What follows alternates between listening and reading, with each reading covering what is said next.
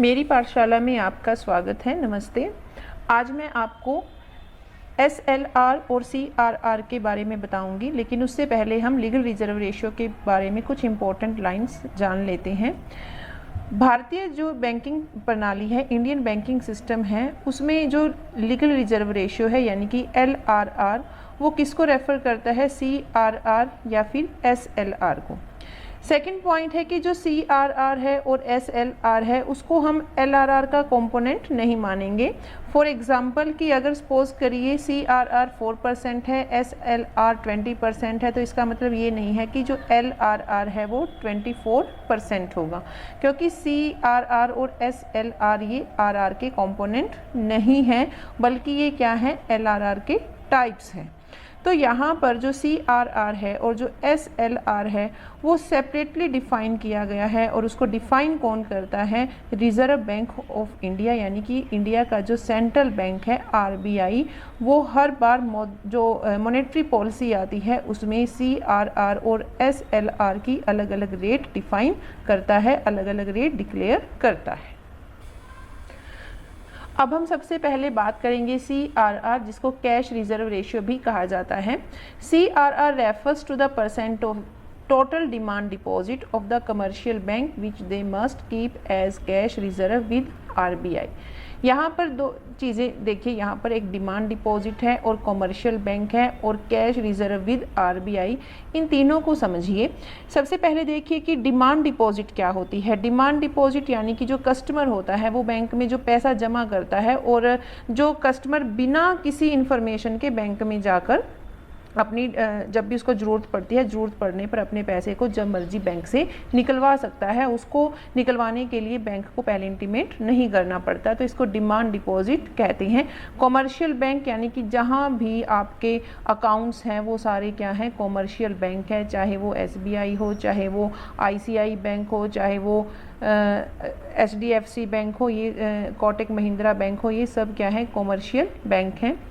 और आगे बात कही गई है कि keep as cash reserve with RBI, यानी कि जो कॉमर्शियल बैंक है उसके पास जो भी टोटल डिमांड डिपॉजिट होता है, जो भी टोटल पैसा जमा होता है, उस पैसे का कुछ परसेंटेज कॉमर्शियल बैंक को RBI के पास डिपॉजिट करवाना पड़ता है। और जो वो डिपॉजिट होता है वो किसकी फॉर्म में होता है, ओनली कैश की फॉर्म में होता है।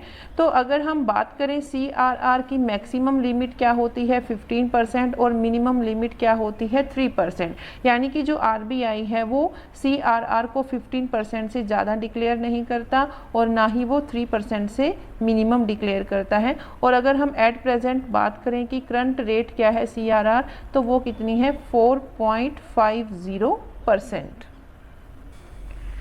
सेकंड है फिर स्टैट्यूटरी लिक्विडिटी रेशियो, यानी कि जिसको हम SLR के नाम से भी जानते हैं।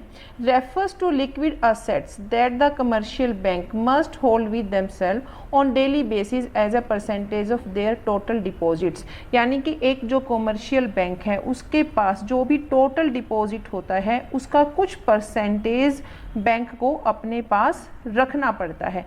CRR में क्या था, कुछ परसेंटेज RBI के पास रखना पड़ता है, लेकिन SLR में क्या होता है कि जो कमर्शियल बैंक है अपने टोटल डिपॉजिट का कुछ परसेंट अपने पास रखता है। अपने पास क्यों रखता है, ताकि जो कस्टमर उसके पास आ रहे हैं पैसा, अपना पैसा निकलवाने के लिए, उसकी डिमांड को वो पूरा कर सके।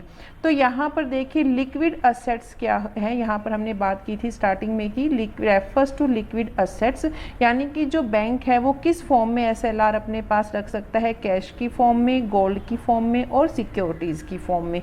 कैश यानी कि जो हमारे पास नकदी है, गोल्ड यानी कि जो सोना है, ये दो चीज़ें हम डेली यूज़ भी करते हैं अपनी लाइफ में, कैश और गोल्ड की हम बात करते रहते हैं।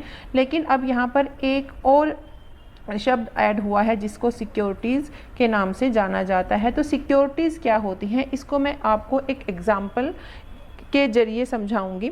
मानकर चलिए कि एक आप है और एक आपके दोस्त ने मिलकर एक दुकान ली है, और आपके दोस्त ने उस दुकान की परचेजिंग में 900 रुपये दिए हैं, और आपके जो हैं वो 100 रुपीज़ है, यानी कि आप दोनों ने मिलकर 1000 रुपये में एक दुकान ली और आपके दोस्त ने उस 1000 में 900 रुपये दिए और आपने कितने दिए, 100 रुपये दिए। तो यानी कि अब क्या है कि आपके पास उस दुकान के कितने परसेंट शेयर हैं, 10%। कितने परसेंट है, 10%। तो 1 साल बाद मानकर चलिए कि जो उस दुकान की कीमत पहले कितनी थी, 1000, लेकिन 1 साल बाद कितनी हो गई, 2000 कीमत हो गई। तो यहाँ पर अब आपका जो शेयर भी बढ़कर जो पहले 100 रुपये था, अब वो कितना हो जाएगा, 10% के हिसाब से 200 रुपये हो जाएगा। अब अगर आप किसी कारणवश उस दुकान के पार्टनर नहीं बने रहना चाहते तो आप क्या करोगे, आप अपने 10% शेयर को बेच दोगे और उसके बदले में आपको कितना पैसा मिल जाएगा, 200 रुपये मिल जाएगा। यानी कि आप इस बात से को लेकर सुरक्षित रहते हो कि अगर कभी भी आप शेयर को बेचोगे तो उस समय के बाजार मूल्य के हिसाब से उतना पैसा आपको मिल जाएगा, इसीलिए इसको सिक्योरिटी कहा जाता है। और जो SLR की मिनिमम लिमिट जो होती है वो 0% होती है और जो मैक्सिमम लिमिट होती है वो 40% होती है।